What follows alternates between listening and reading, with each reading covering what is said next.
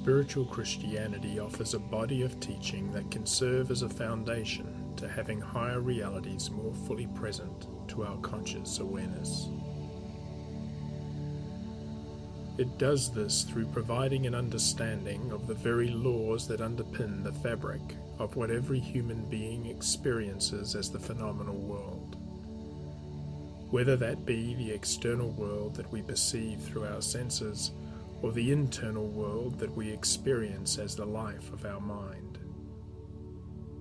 These laws are not something arbitrary that arise out of nothing, but are an expression of the divine consciousness, or that being from whom all that exist come into being, and by whom all that exist continue in being.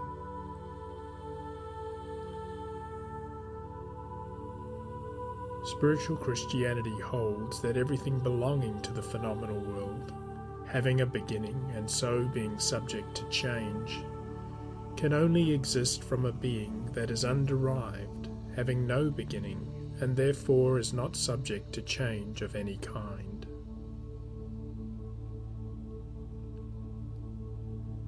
This is being itself, which is self-existent, underived, unchanging, infinite, and eternal.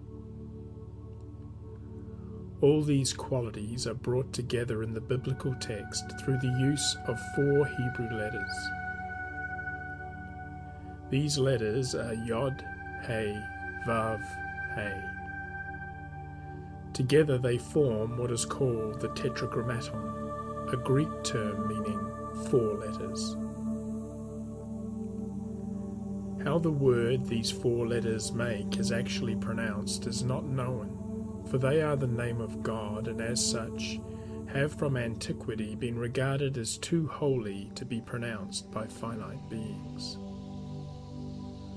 What is known is that these letters taken together and traced back to their root emphatically convey the meaning of being itself. The variations of meaning these letters provide are as follows: to be, to exist, to come into being, to cause to be. So as we can see, these 4 letters taken together mean being itself, that is, that from which all that exist have existence. This can be confirmed scripturally from the book of Exodus in the Bible. Here we find the story of the call of Moses by God to deliver the people of Israel from slavery under the Egyptians. In the biblical account, Moses, afraid that he will be rejected by the people, asks God what name he should say belongs to the one who sent him. The name that God provided in that encounter was Ahi, which means I am, or the one who is. In Exodus chapter 3 verse 14 we read, "And God said to Moses, I am that I am. And he said, You shall say to the sons of Israel, I am has sent me to you." The Hebrew phrase I am that I am can also be translated I will be what I will be, or I will be what I am.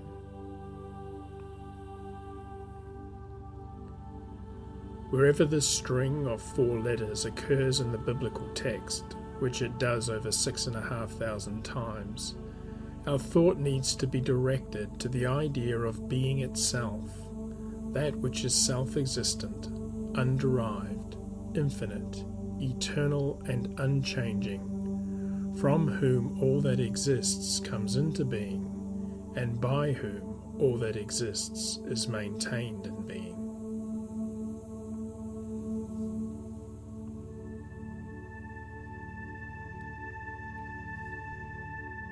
To come to a clear understanding of what spiritual Christianity teaches, and to see how it handles the text of the Bible as a basis for inner transformation, care needs to be taken to note the meanings given to words, as these may differ from the meanings we associate with the same words in other contexts. And there is perhaps no other word more important in this regard than that which forms the Tetragrammaton. Because the Tetragrammaton was regarded by the Jews as too holy to be pronounced, when anyone reading the scripture came across it, they would substitute it with the word Adonai, which is translated into English as Lord. Therefore, wherever the Tetragrammaton occurs in the Hebrew Bible, to make that clear, most English translations render it as Lord in capital letters. Generally speaking, those within the Christian tradition don't have the same sensibilities as those of the Jewish faith when it comes to attempting a pronunciation of the Tetragrammaton. While the term Lord is used for Adonai, the best guess so far as the pronunciation of the Tetragrammaton is concerned is Jehovah or Yahweh. The problem with these pronunciations from the perspective of spiritual Christianity is the associations they carry in the minds of most people familiar with them. For most, the word Jehovah or Yahweh is thought of in terms of a personal name for the God of the Hebrew Bible, who is understood to be a God who takes sides, encourages wars, is subject to change, appears not to know certain things, can be present and then absent, can have his mind changed through supplications, sacrifices, and prayers, seems to display what looks like finite human characteristics, motivations, attitudes, and emotions, is able to move through space, and by all accounts appears to act in ways not much different from the petty tribal lords and kings who claimed him as their own. The question that arises is this really an accurate description of being itself, as we have seen is captured in the meaning of the letters of the Tetragrammaton? And if not, how can we reconcile these descriptions of Jehovah drawn from the text of the Hebrew Bible that seem to project an image of a small tribal deity with that being that the Tetragrammaton encapsulates, which is being itself, underived, infinite, eternal, and immutable?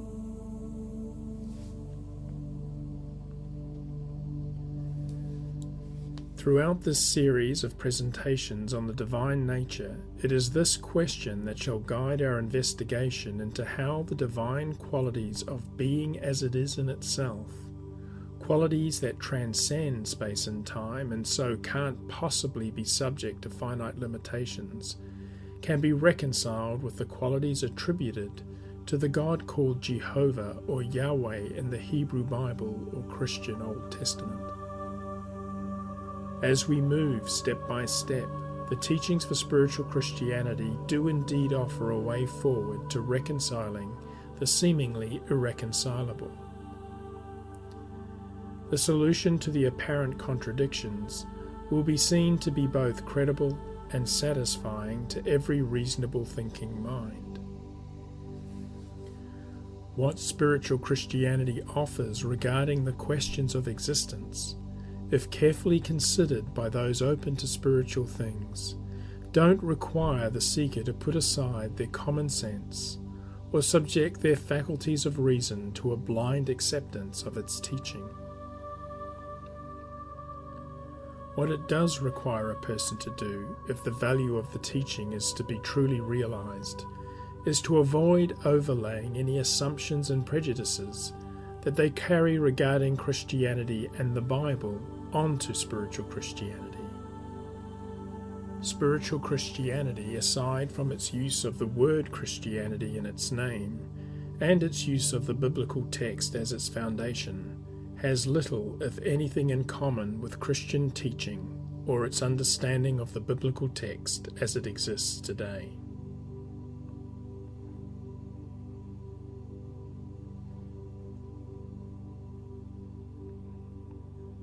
Spiritual Christianity teaches that the laws that govern the external and internal phenomenal world of a human being don't arise from nothing, but are an expression of divine consciousness. All things belonging to the phenomenal world have a beginning and so are subject to change. These can only exist from that which is underived, which, having no beginning, is not subject to change of any kind. This is being itself, from which all that come into being exist and are maintained in being. God in the Bible describes himself as being as it is in itself through the name, I am that I am. The qualities captured in the tetragrammaton of being in itself, while appearing to be at odds with the qualities attributed to Jehovah in the Hebrew Bible, can in fact be reconciled. The biblical text is primarily a spiritual text, and its historical aspects are regarded as secondary and serve as a container for spiritual truths.